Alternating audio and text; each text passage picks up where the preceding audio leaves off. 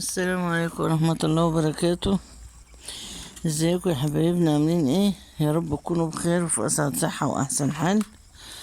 اللهم اني اصبحت اشهدك واشهد حملة عرشك وملائكتك وجميع خلقك بانك انت الله لا اله الا الله وحده لا شريك له، له الملك وله الحمد وهو على كل شيء قدير، ولا حول ولا قوة الا بالله العلي العظيم. ربي اسألك خير هذا اليوم، فتح ونصر ونور وبركة وهدى، وأعوذ بك من شر ما في هذا اليوم وشر ما بعده. ربي أعوذ بك من الكسل وسوء الكبر. ربي أعوذ بك من عذاب في النار وعذاب في القبر. اللهم صل وسلم وبارك على سيدنا محمد وعلى آله وأصحابه أجمعين. اللهم صل وسلم وبارك على سيدنا محمد في الأولين والآخرين وفي الملأ الأعلى وفي كل حين. صباح الخير يا جماعة، عاملين ايه؟ يا رب تكونوا بخير وتكون الأمة المسلمة كلها بخير وسعادة وهنا إن شاء الله يا رب العالمين. انا بكلمكم من عند الطيور اهو.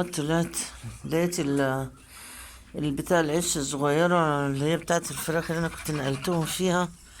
بصوا دي ضيقه عليهم قوي.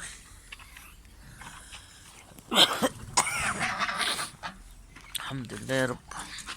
لقيت صغيره قد ايه يعني، مفيش متر ولا حاجه ولا متر ونص، ودول ما شاء الله يعني كميه اللهم صل على النبي. قررت اعمل لهم الدروه دي كده اهي، ودخلتهم فيها، بس لسه اوصل لهم بقى اللمبه يعني. دي دي كبيرة يعني ديت بلكونة كبيرة اللي هي فوق، بس أنا قفلتها يعني مقفلاها كده بأي كلام طبعا، بخشب وحاجات زي كده يعني. وهم في الأول طبعا كانوا قاعدين بيلعبوا مبسوطين، بس لما قفلت الستارة الدنيا ضلمت عندهم، فراحوا قاعدين ازاي. بس أنا طبعا لازم أقفل عليهم عشان الطيور الكبيرة ممكن تدخل لهم وتاكلهم كمان. شش. شش.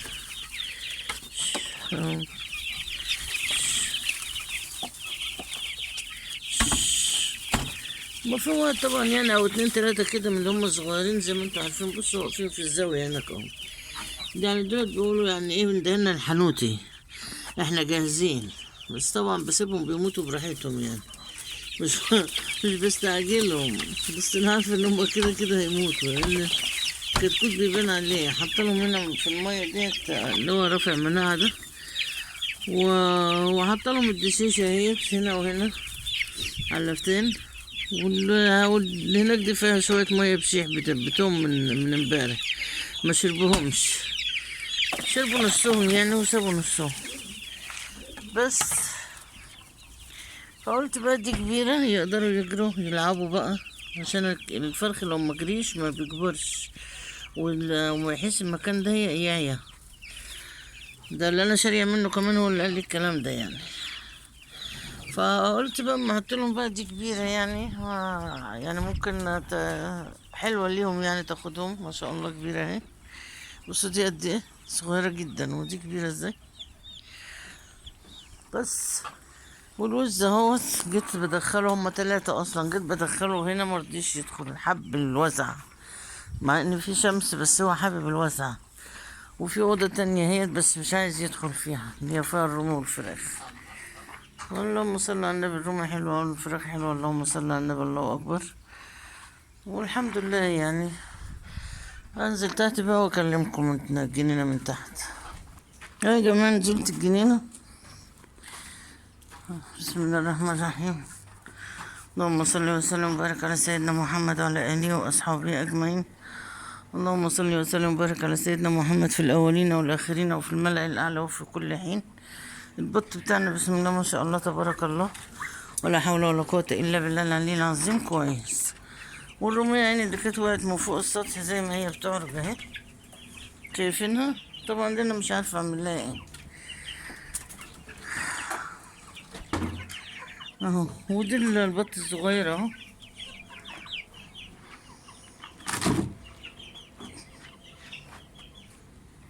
بسم الله الرحمن الرحيم.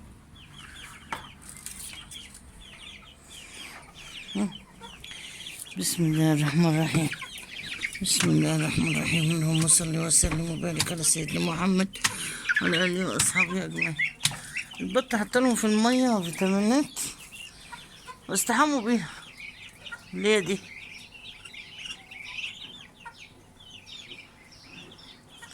استحموا بيها. بصوا غرقوا الدنيا ازاي، مع انها هي دي غالية يعني الراجل مديهاني غالية اصلا. البط ما عندوش مانع يستحمى بأي مية. ودول يعني الرومية التعبانة والرومية اللي بتعرج والفرخ اللي والديك اللي بيعرج اللي كان نط من فوق السطح اهو. نعم صباح الخير. بصور الفراخ. وشوا يا جماعة، وشوا فوق اهي. افتحي لها تبص. طيب عشان خايفة عليها تقع. والفراخ زي ما هي اهي. تعالي يا سوس، تعالي انزلي من على السل، انزلي من على السل. ويا جماعة ما شاء الله الفراخ اللي هنا وجعها. كل يوم بحط لها برضه المرهم والمضاد الحيوي، يعني فيها اللي رو وفيها اللي لسه.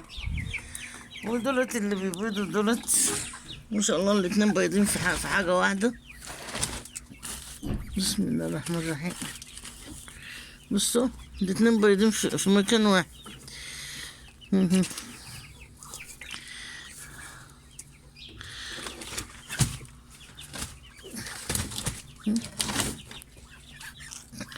حطيت لهم بيضة هنا وبيضة هنا عشان يتعودوا.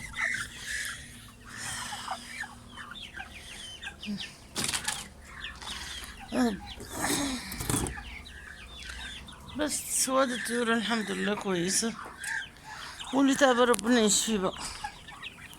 حبيت اوريكم بس جولة كده مع طيورنا.